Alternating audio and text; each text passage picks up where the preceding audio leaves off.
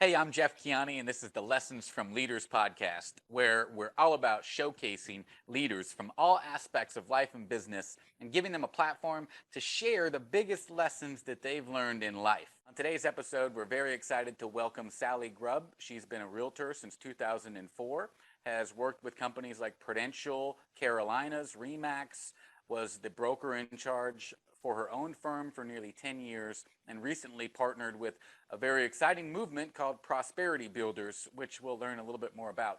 But no matter what the challenge, Sallie has used her passion to create systems and processes from the ground up. She's leveraged her ingenuity, her creativity, and her insight to help teams reach their goals. And she really embodies a servant and a warrior leadership style, which we'll learn more about. And she has the unique ability to translate big picture vision into day-to-day actions that actually equal positive change. In her free time, you can find her managing an active lifestyle with her 3 children and Wheaton Terrier, and loving great food, traveling, and appreciating all the small things.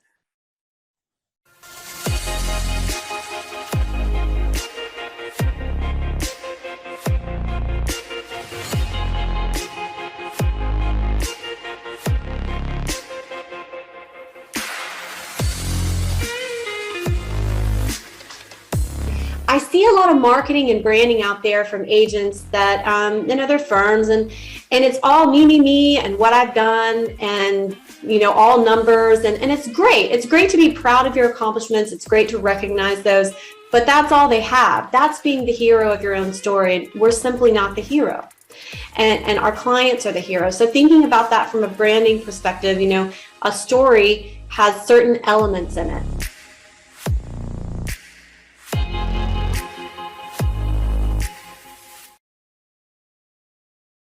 We'll go ahead and start things off. I do want to welcome you. You're the first official leader on Lessons from the Leaders podcast.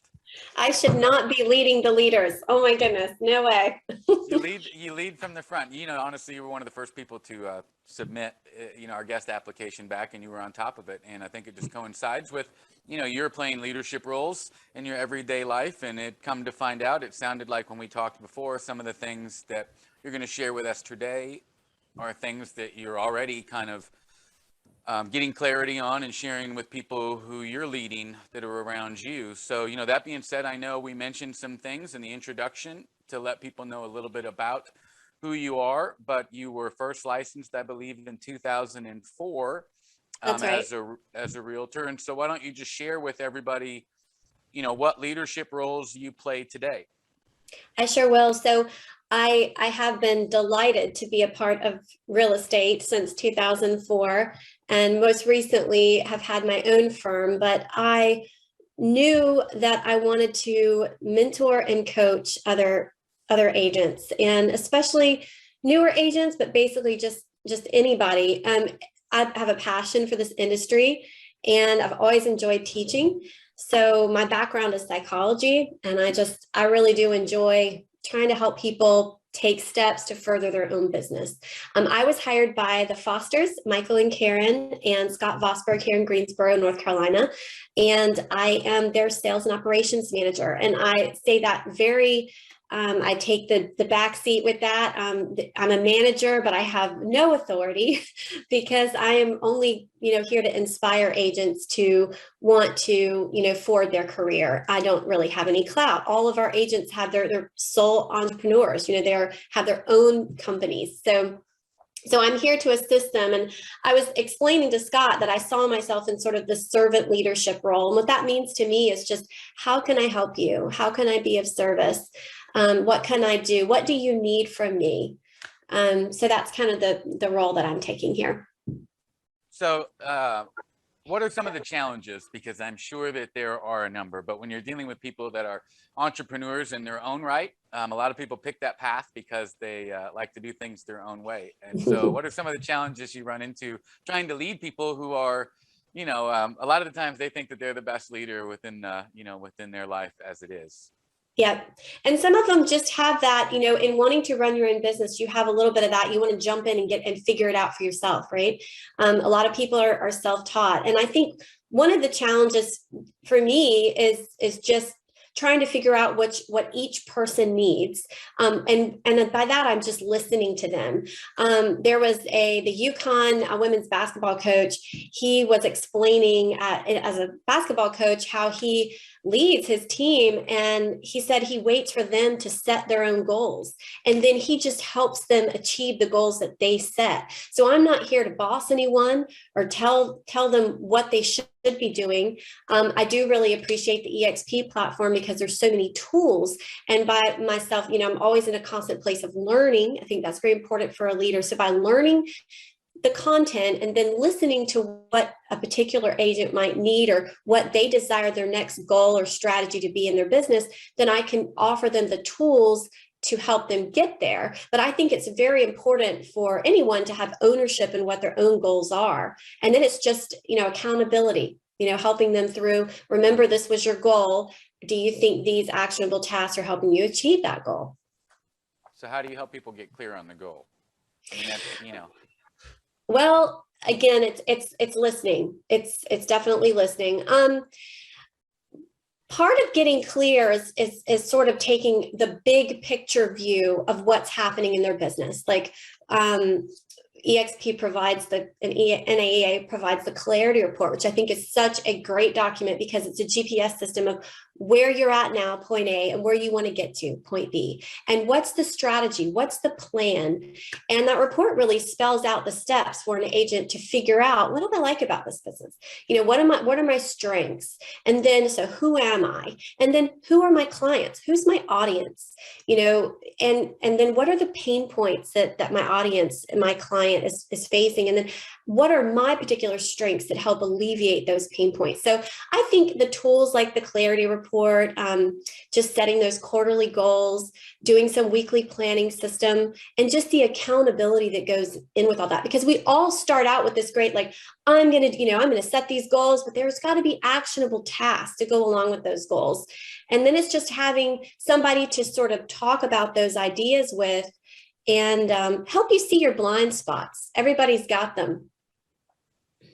So I want to come back to blind spots in a minute, but one thing, when we talked earlier, I know that one thing that you're going through now and sharing with your team is the impact that the whole story branding philosophy had on you. And I think you'd mentioned that you read that book by Donald Miller, Building a Story Brand. There you go. It's right there in your hand. So why don't you just share a little bit about what you took from that book? And I know you're in the middle of sharing these lessons with your team, so it's a good time for us to learn it from you.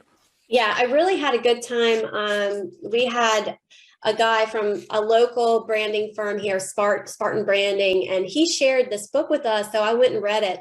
And I loved just the philosophy that we are not the hero of our own story. Our client is the hero.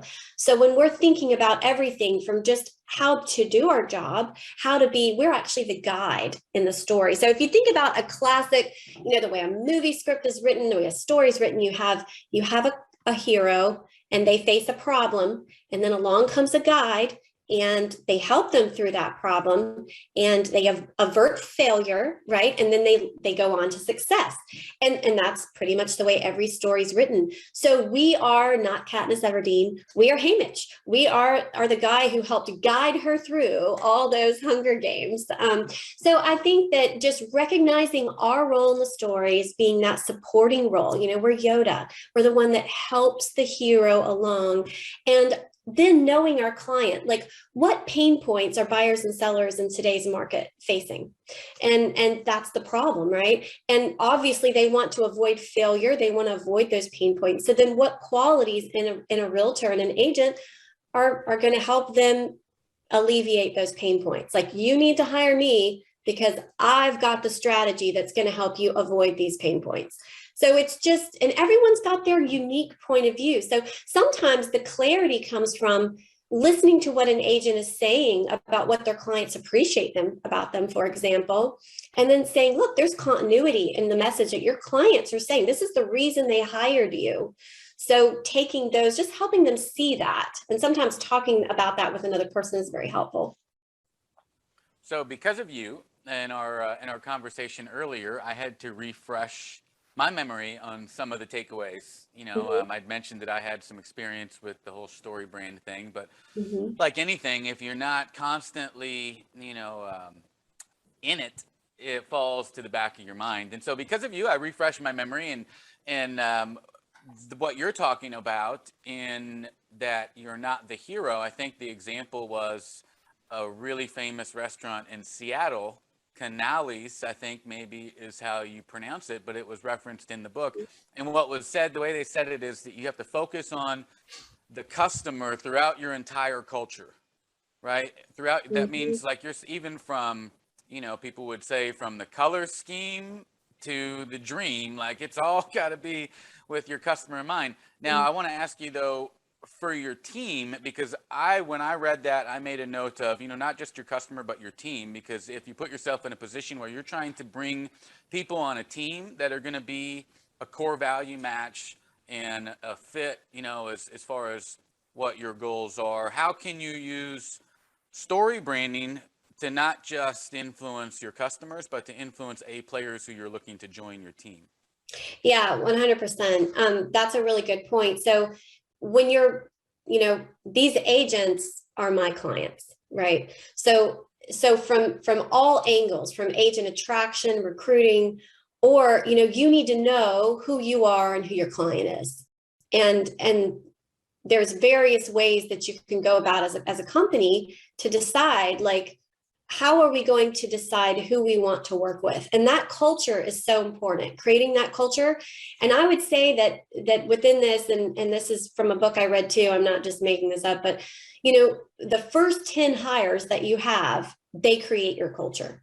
So those early hires in the beginning are so important. And then outside of that, beyond even agent attraction, just that culture just stems from you, right? There's no business problems, there's just leadership problems. So how you're leading is going to just set that tone, that culture. And it's just really important to be leading. I'm curious, this is something else from the book, and then we will move on to what I wanted to talk about, something you mentioned earlier. But so I'm curious, the story makes music out of the noise is, something that because of you, again, I came across and doing some refresh on the story brand thing. So I'm just curious on what that means to you. It's something that came from his book, but story makes music out of the noise. What would Yes. you say that means? Well, first of all, stories are powerful. Stories resonate with people. John Kitchens with EXP, he talks about using I believe statements. And if you can tell your story and say, I believe that everyone needs a coach. I believe that listing agents need a solid marketing plan. I have a solid marketing plan, that helps me sell your home. Whatever your I believe statements are, but yeah, you want to have a clear concept, a clear story. There's a lot of noise. I think an example of noise would be the branding, that where an agent is just constantly posting all their wins. And wins are important. Wins are something that we need to be proud of. Our wins, we need to recognize them. But if everything on your social media is, I'm the number one at this, I sold this, you're being the hero of your own story. You're not being the guide. So I think when you tell the story from the right perspective, and it's told like a story should be told, and you're recognizing that you're not the hero of that story, then I think it just stands out above all the noise. It has impact, right? When you brand yourself, whether a team leader that's attracting agents to your firm, or whether an agent attracting buyers or sellers to use you as their advisor, you have to stand out above the crowd. And how you do that is differentiation and a clear vision of what pain points you eliminate for clients. That is power behind branding. Who's more important, the hero or the guide? Well, definitely the hero. I mean, they're the hero for a reason. And so everything we do, And I love that in real estate school, we learn about being a fiduciary to our client, right? So I really think that there's direct parallels there to when you think about the role of an advisor or a guide, right? So we are just supporting our client along their path to home ownership. We are supporting here at Prosperity Builders at EXP, we're supporting our agents' prosperity as they're building their prosperity. So it really is a part of our core values. One of the things we talked about before that I want to get into, you'd mentioned blind spots earlier. And we talked a little bit about leadership styles and the different types that they are. And before going off into all the different types of leadership styles, one in particular that you mentioned, and because of you, again, I went on good old Google, and amazing what you can find out there. And so one of the things you talked about was warrior leadership style. And so I would just like for you to explain a little bit about what that means. So there's a lot of different modalities to reading about different leadership styles, but there are some themes to all of them. You can read about 7 different leadership styles or 6. I was looking at the 4 different archetypes of leadership, which are the warrior style, the visionary, and teacher and nurturer. Okay, so warrior style, every leadership style has blind spots. So what we want to do when we're learning about these different archetypes or styles is we want to learn more about the styles that are not really in our wheelhouse, so we don't have those blind spots, so that we can be more well-rounded, because the best leadership style is going to be a combination of styles. And then if you have a leadership team, you want your team to not be made up of all warriors, right? Because you're going to have major blind spots. So that warrior is known for results. They are the on the ground. When you think about military leaders, a lot of military leaders are warrior style. The drawbacks with that is that you can be so results driven that you're not a builder, you're just going for wins. So when you think about a team, like, you want to be building and inclusive, right? You don't want to be divisive. And that's kind of really where a warrior's fallback can be. But the great thing about a warrior leadership style is its results. So you're going to see a lot of doing. You're going to see a lot of action, a lot of implementation. They want to get stuff done. So results, yes. And not to interrupt, but results are where, rubber meets the road for most people. So when we talked before, you said, sometimes we can be too focused on results. And so just expand on that a little bit, because that could go completely against what, a lot of people think that they should be devoting their attention to, which is the results. So talk a little bit about that. Okay, so I do think that's true. And sometimes warriors can win the battle, but visionary or other leadership styles can win the war. So let me give you a concrete example. I read, this book, The Bomber Mafia. Has nothing to do with real estate. It's a great read. It's about the longest night of the Second World War, but 2 military figures in this book. Haywood Hansel, he was the visionary style leader, okay? Curtis LeMay, warrior style. Both were brought in to kind of end the war. Haywood Hansel was a big picture thinker, like many visionaries are, right? And he didn't get as involved in the minutia.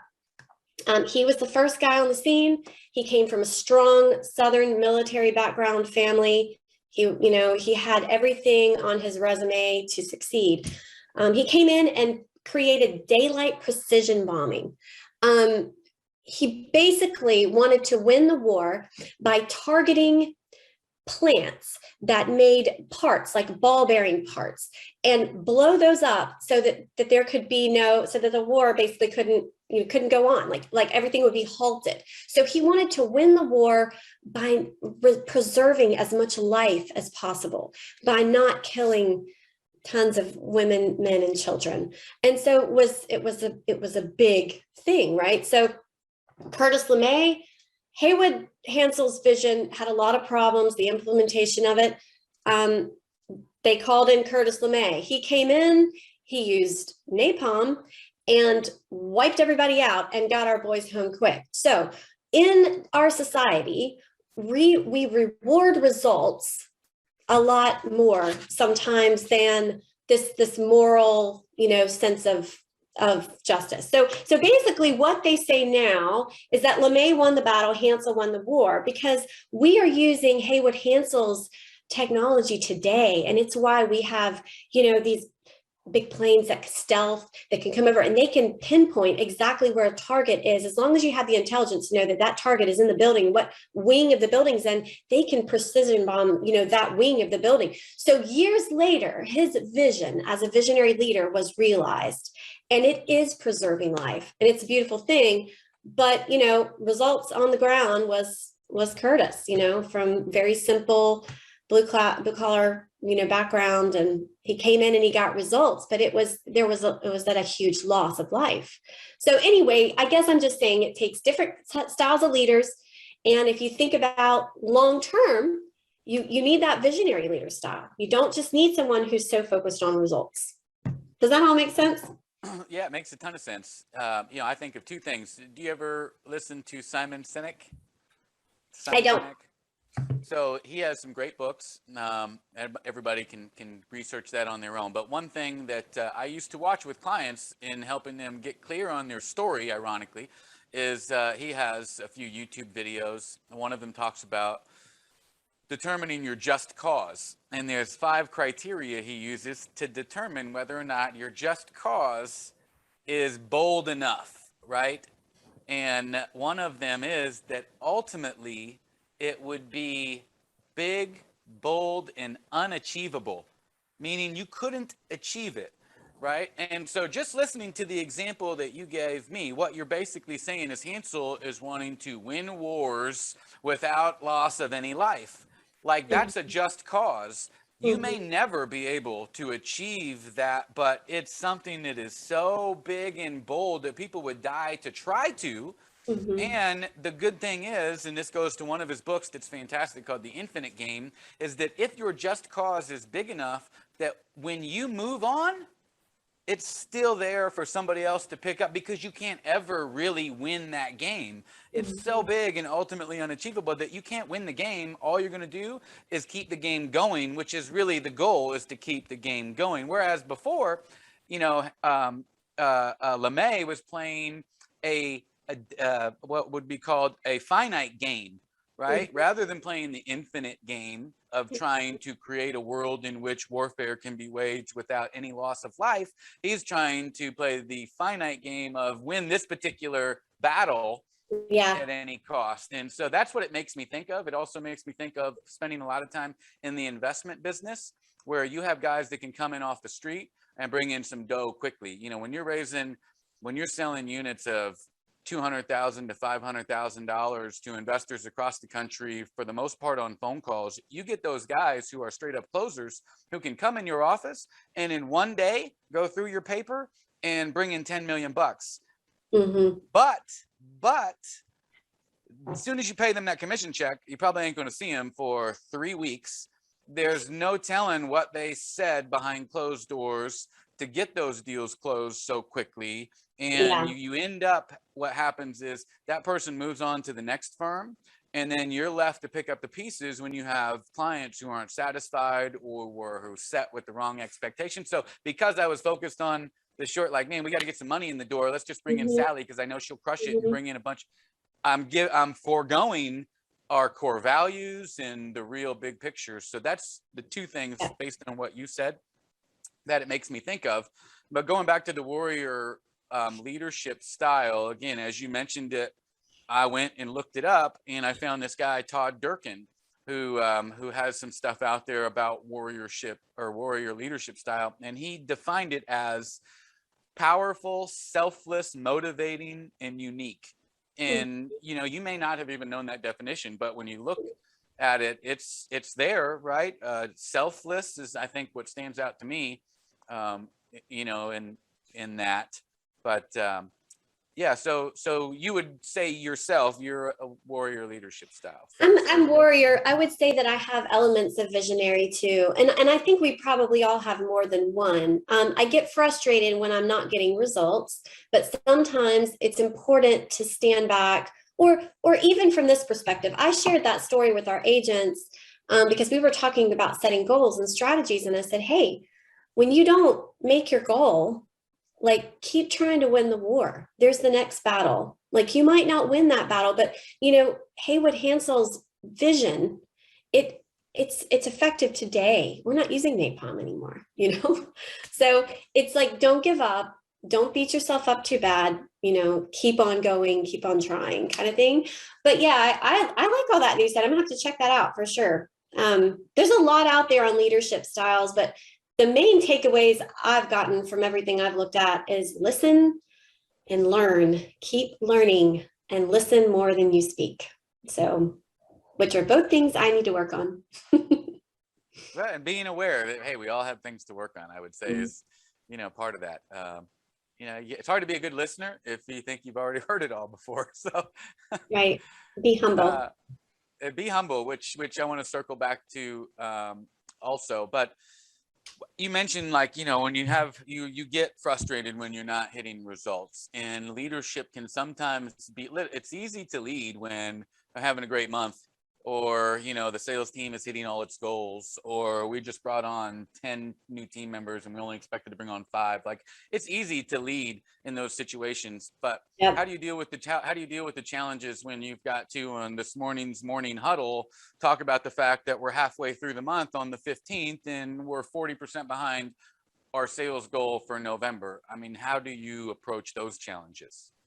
Well, yeah. So having a problem solving mindset is definitely and just isn't very important. I think the book Traction talks about the 12 commandments or 10 commandments of problem solving. Um, and those are good. I don't remember all of them, of course. I remember some, like thou shalt not be a weenie. I mean, sometimes you just have to make the hard decision, and it's the decision that you don't really want to make. It's the one that really needs to be made. There's live with it, end it, or change it. One of those 3 things. I can't remember what that was. A thou shalt. It's probably thou shalt live with it, end it, or change it. And live with it should be a last resort, right? But reading up on strategies about problem solving. Another thing that I introduced recently to our agents is getting to the root cause of things. So there's that tool called the 5 whys, which is where you state the problem and then you keep asking yourself why until you get what the problem really is. Because a lot of times what you think the problem is, it may be a problem, but it's not the root cause. It's not really the problem. And you can look that up online. There's some worksheets, and that's a really good thing to do as a team too, because everyone that's a part of the problem meets together, sits down, and has ownership in the whys, and then takes, is accountable for that, and getting to the what is the real problem here. But yeah, problem solving is just something that's going to come up, but and getting the right feedback from people and being aware, like having an environment where feedback can be shared and received, it's important too, I would think. Yeah, I agree. Feedback. I mean, it's the feedback loop principle is if you ever get your head wrapped around, what a feedback loop is, and not just like in, some philosophical sense. I mean, there's a real thing called a feedback loop, and it's used in everything from developing the technology that we're on right now, to human interaction and conversation, to subconscious behavioral stuff that happens because of a feedback loop that you don't even know about. And so one way or another, right, feedback is going Yes. to rule your life whether you ask for it or not. Feedback is going to determine probably how you move forward, and I think if you embrace it, you're probably in a better position to make the positive change that feedback can provide. But I know, at Prosperity Builders, you guys are growing fast, and and have a lot of things going on, which can make it even more challenging sometimes when you're trying to lead people and get that feedback. And so one of the things that you'd mentioned was being humble. I want to dig in a little bit about that and how it relates to getting feedback. So, but before we get into that, I want to go, how did you introduce the exercise of the 5 whys? So if you can just get down in the weeds for a minute, and Sure. did you have them download the worksheet and turn it in, or what did that look like? So I gave them a very basic example to kind of explain how it can be used, but this was in our part 2 of business planning seminar. And so I had PowerPoints up and I just passed out the worksheet for them to use later and gave an example. The example that we talked about was pretty elementary, but it was good. It was like, I have a flat tire on the way to work. Well, why do I have a flat tire? Well, there are nails on the garage floor. So you could stop there and go, oh, yeah, those nails on the floor. But wait, why are there nails on the floor? Well, there was a box on the shelf and nails fell out. Well, why did the nails fall out? Well, the box was wet. Well, why is the nail wet? Why is the box wet? Oh, there's a leak in the roof. So guess what? You don't just have a flat tire, you have a leaky roof. That's the root cause of the problem. So if we don't ask why, and I think it just goes back to, as a leader, and really anyone, we need to ask questions, right? Like, never stop learning and never stop asking questions. That curious mind, a curious mind is a mind who is that problem solving mindset. So just keep asking why. But I did download the worksheet, give them the worksheet, and we just talked about an example because I wanted them to have strategy for what to do if you don't meet your goal, because we're going to have problems, right? We also talked about those commandments that I mentioned from Traction. So you mentioned this is part 2 of a business planning workshop. Yeah. So what's part 1, and what is this, like a new agent joins the team, and is this a reoccurring thing, or just so everybody gets a sense on how you're structuring this type of thing? What is it? So NAEA has the 8 stages of real estate, right? And when you look at those stages, there's problems that need to be solved in each of the stages, right? So one tool that I've mentioned already in our call today is the clarity report. And we find that every agent can benefit from the clarity report. And even if you've done it 1 year, 12 months, you should probably do it again. So that was the first part of our business planning, because we were really thinking about here in Q4, we want to think about business planning. What goals do we want to set for next year? So we started with the clarity report, which, like I said earlier, is just GPS, point A, where are you now? And point B, where do you want to go? And then how are you going to get there? And you're talking about things like your 10-year big picture, right? And then your 1-year measurables. And then, but we don't just want to stop there. It was an introspective deep dive to how agents feel about their business, but we don't want to stop there. We want to take that to part 2. Now, in between part 1 and part 2, we met individually to discuss the clarity reports with the agents. But part 2 was going through, okay, let's break it down to a quarter. So we've talked about what your 10-year big picture is. We've talked about what your 1 year is. Let's talk about setting goals and measurables for next quarter, and not just goals, but actionable tasks to go along with those goals. Well, NAEA provides a worksheet for that too. And it's great, the AQP. Then we also, during that session, looked at setting goals for the week, because you need to take those quarterly goals and those tasks and then parse them out into your week, and also identify what your MVPs are, right? Like, I might not get anything else done this week, but I'm going to get these items done. So again, just providing tools to our agents to kind of plan their business goals, help them with the strategy for that. There's been a lot of conversation.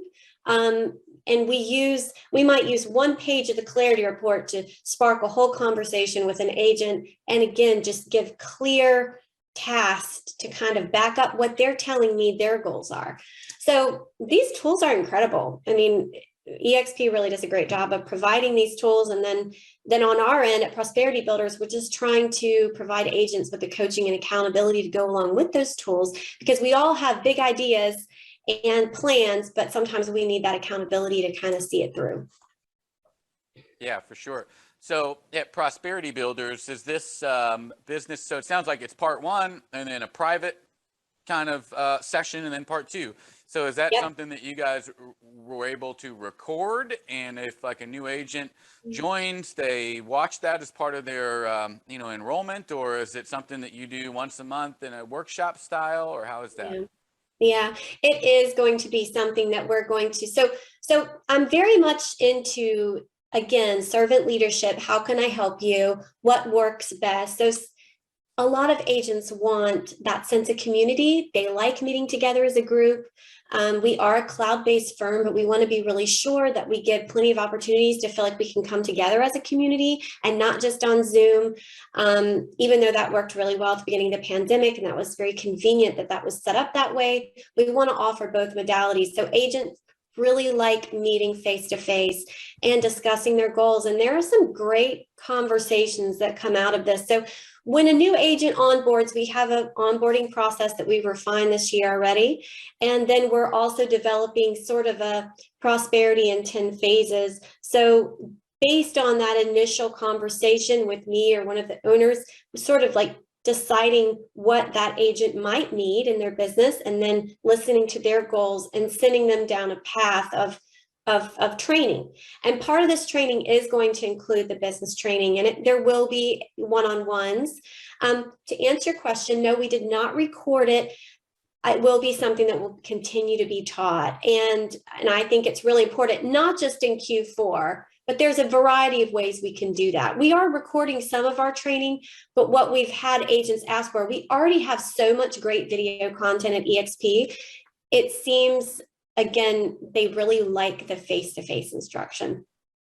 So let me just expand on that. So how important, if I didn't get the point already, how important do you think that in-person contact is today? I think it has been integral to moving the needle forward. And I keep records on all my interactions with agents, but we do have 54 right now, and that's a lot for, to keep up with. But as agents are setting their goals and things like that, we're discussing like, would you like to meet again? Oh yes, this was so helpful. Please get back to me in 2, 3, 4 weeks. And they have specific tasks that they create for themselves or things that I might suggest they do before next time. And a lot of that is video content. So they're kind of going away and they're doing some video content that we have put together, or a lot of things that Honey Badgers Group has put together or EXP has, and they're doing the work and they're coming back. So I have seen so many steps forward, but what honestly means the most are the agents that are just so appreciative at kind of the gains we've had with our training program. And it's a concierge of sorts. Like I'm here to help. And if an agent doesn't need my help, I'm not going to force it on them. Again, I'm here to inspire, not to boss. So, but it really has moved the needle forward. We've done some shadowing and things like that too. We pulled agents into, active home inspections, done just some of that, all of that sort of training. That would be more real estate 101 for that newer agent. But all of that has been much appreciated. So I would say it's very important that agents really value training that has that sense of community, that face-to-face. Yeah, which the reason I asked is it seems rarer today because of, obviously the environment that we have been in for the last 2 years or so, and everybody's gotten used to doing things via video, which, and unfortunately, it's like people are resolved to just stay that way. You know what I mean? So I think it's person to person, getting together and collaborating in the same room is more exciting now than ever. I'm always interested to hear how people relate to that. Because initially I felt like people loved the fact that they didn't have to. Everybody embraced the whole digital, work life initially. But I think everybody's got a little bit of Zoom hangover. Yeah. You know what I mean? I will say I hopped on Zoom this morning with an agent. She wanted to send out an announcement to her sphere, and she's worked really hard, and she's a newer agent, and she wanted to send out a real estate announcement, and I hopped on our CRM with her, shared the screen, and showed her some really great video tools and other tools that she could use, Canva and different things. Quick 15 minutes, we hopped off, and it was, very easy to do that. So what I like that the pandemic taught us is that we do have those tools. We can learn from video. There's so much to be done. But again, it's about fostering that sense of community. And if you're building a team, you need to have not just social things once a month, but you need to have touch points with people.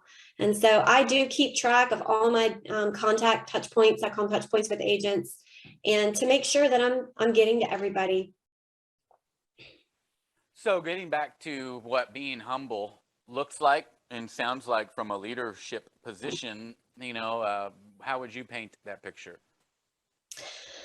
Well, so I did a Zoom call recently on 10 qualities of being coachable, and humility was definitely on there. I think that you have to have a willingness to be wrong, right? That was something that came up on that call.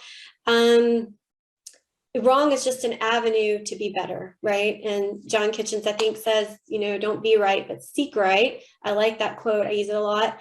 And again, just being self-aware. If we're not aware of ourselves, then it's hard for us to recognize wrongness and stay humble.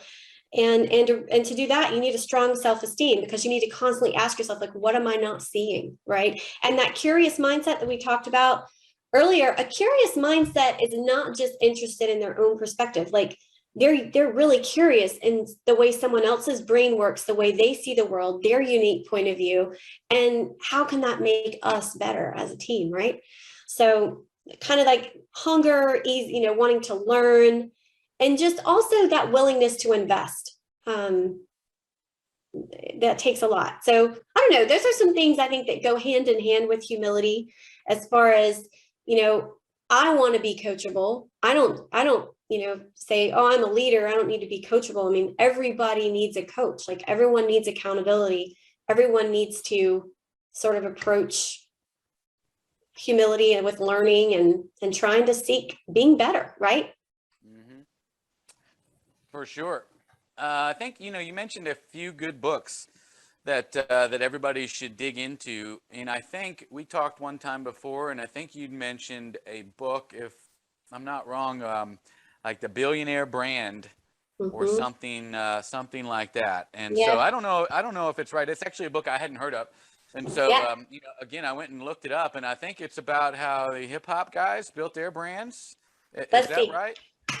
That's this. No, I think so. It's called the $1 Billion Brand Club, and Okay. I've got a couple good friends who we bounce books off of each other. But this is Okay. this is it. I don't know if you can see that. Mm. Yeah, it's like Zoom picked it up as some proprietary title or something. It Yeah, wants to yeah. Oh, it's blur it crazy. out. $1 Billion Brand Club: How the Dollar Shave Club, Warby Parker, and other disruptors are remaking what we buy. So I used this when I was talking about the Clarity Report, because in that first business seminar that we did, we talked about the Clarity Report. We kind of kicked it off, but then we really jumped into branding and how clarity about your business can help you with branding. And I used examples from this book because these disruptors, whether it's, Dollar Shave Club, how they disrupted the razor industry, love that example, or Tuft and Needle, how they disrupted the mattress industry, they saw within these industries huge pain points that clients were facing. And so they just, in order to alleviate those pain points, they it was a huge shift, right? And it was what happened were those unicorns, and they call that in Silicon Valley because they're sold for $1 billion. And so now unicorns were called unicorns because they were rare. Well, they're not so rare anymore because there's a ton of disruptors in our marketplace. And yeah, I like that, because as we were looking at the Clarity Report, we were talking about pain points our clients were facing. So seeing what these market disruptors did and how they addressed their point of differentiation, how they addressed their clients' pain points and remade whole industries, it was just a really powerful example. Yeah, well, good. So now I found two. I found the one I wasn't looking for, which actually looks interesting. It's about the one I was wrong about is called Billionaire Branding: How Hip Hop Moguls Built the Biggest Brands in America or something. I'm ad-libbing on the title, but I just read the description. It sounded interesting. It was like how, like Puff Daddy and Jay-Z and all these hip hop artists have built their brand, which you can't argue, good, bad, or indifferent. I mean, their brand. Yeah, no, I'm going to check that one out. That's good. Yeah. And then we have the Billionaire Brand Club, which I know the Dollar Shave thing has got to be an amazing story. I haven't heard it myself. So Tuft and Needle was an example that I used. And if you go on their website, they have a video about who they are. And it was a really good example of story branding. So they have this sort of story branding video like who we are, who our client is, and you just get so invested in their story because they show you how they went through and they took on the mattress industry and they made it better and cheaper for everyone. And so, yeah, we use some, those branding examples too, because they've all done a really good job, not only with disrupting an industry, but with branding and marketing. So, your organization, Prosperity Builders, that you all are growing. Obviously, I think you guys put some thought into picking that name, it sounds like. So talk to me and everybody listening a little bit about what Prosperity Builders is about. Sure.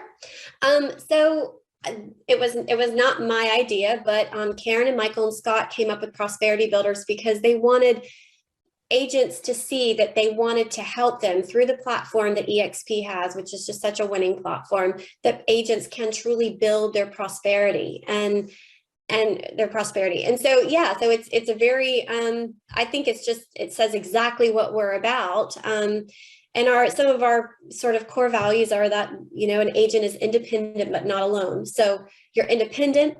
I love discussing with agents, like, what's your business going to be called? Like, what are you going to look like? And every agent is different. They have a different vision, and just fostering all those entrepreneurial visions is so cool. But then they have this great platform of EXP in which to build that off of. So I really like that EXP allows agents to brand themselves and have their own identity, right? And then, so independent, but not alone. We're providing and fostering that sense of community between our agents, and training that grows as you do.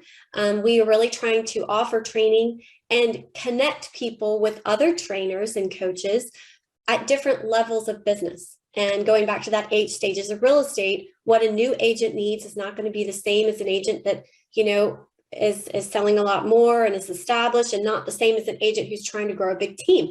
So we want to provide training opportunities for all different levels. And I don't think that we could do that without the platform of EXP, because there's such a great, like within our Honey Badgers and Fast Forward movement and things like that, there's so many great connections that are to be made with agents in other markets that have a lot of value to add to what we're trying to do here.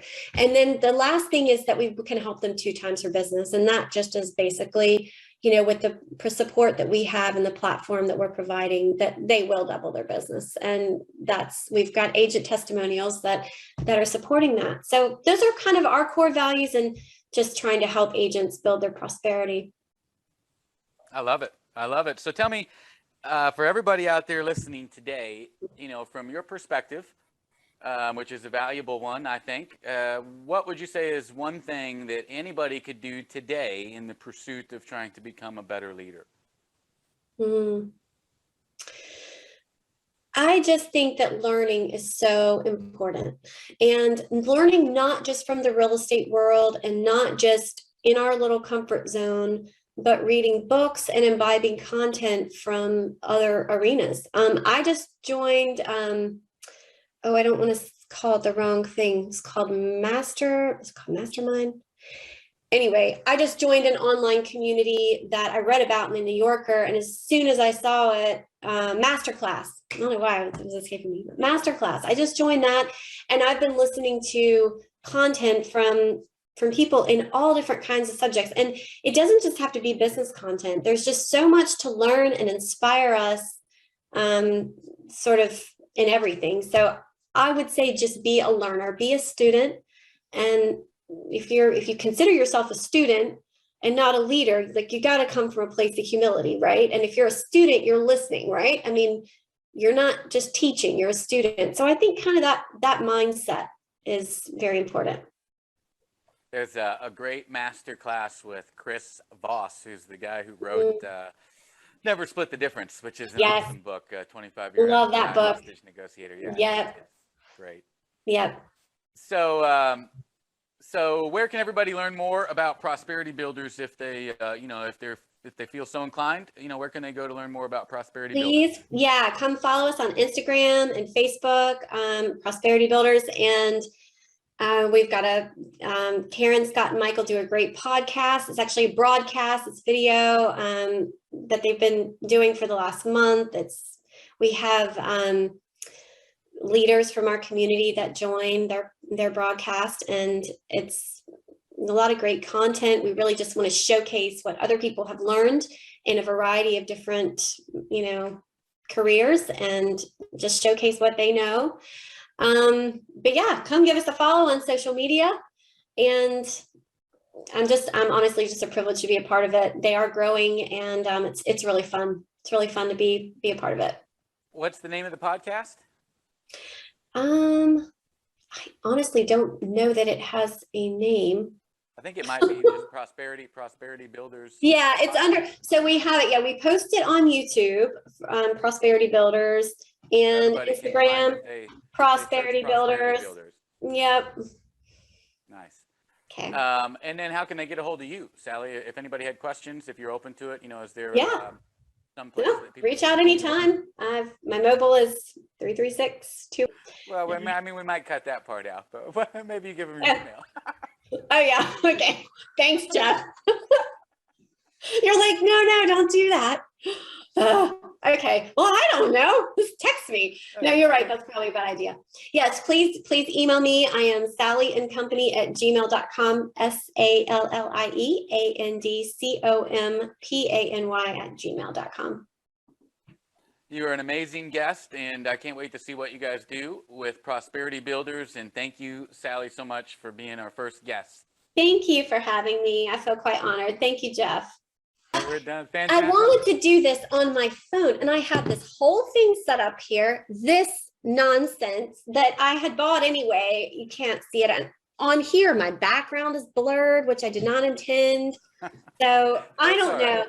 I have to look at this little green dot up here. And if you're doing it on your phone, you just look at yourself. And so this is so confusing. Okay. It's going to be amazing. I get it. I sat in front of this window right here, and earlier the sun hadn't come up so much, and then as you're going, it's the glare. Yeah. Son of a. Back up. Oh yeah. Yeah. Whatever. Yeah.